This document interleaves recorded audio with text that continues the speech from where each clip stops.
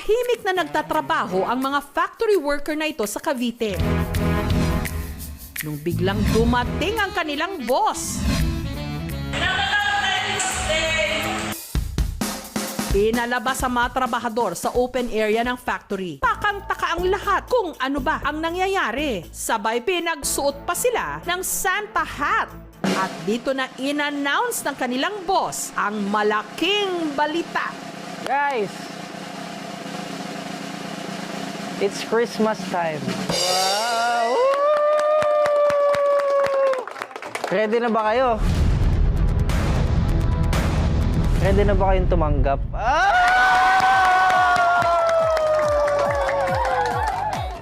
Para sa akin kasi, wala nang masasarap pa sa pagbibigay ngayong Pasko. Baka kasi mahal ko kayo eh.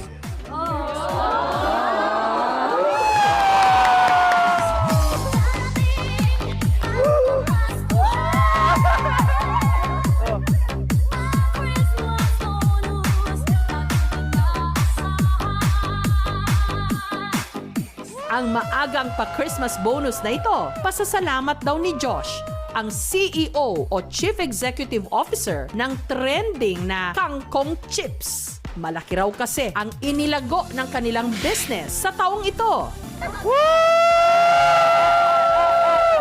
Pero hindi dyan natatapos ang good news dahil si Josh Bukod dyan,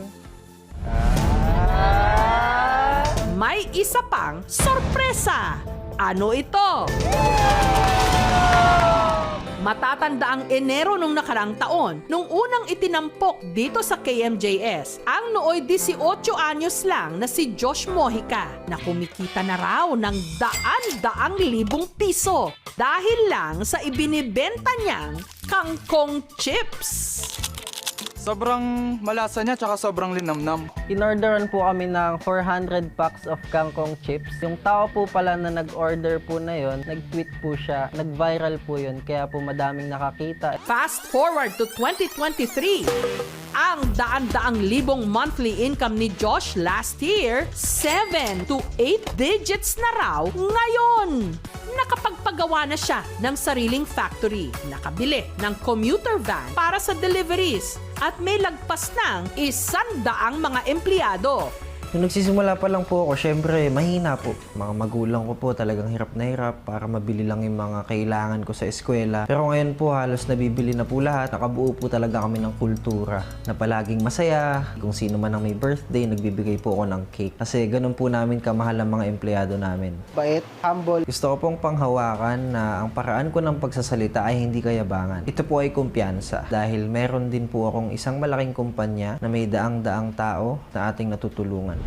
Balik naman tayo sa isa pang pasabog ni Josh. Sunod naman kasi niyang sosorpresahin ang kanyang top performing employee, si Ate Rona, na isang PWD o person with disability. Para mas maging merry ang Christmas ni Ate Rona, may tatawagin ako at may ireregalo ako kay Ate Rona. Siya si Doc Marlon Marquina.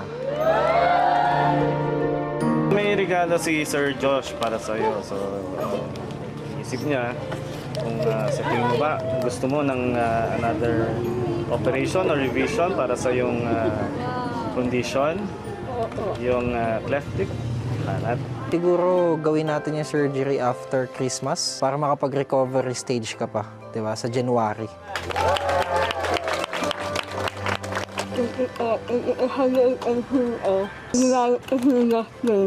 Yes.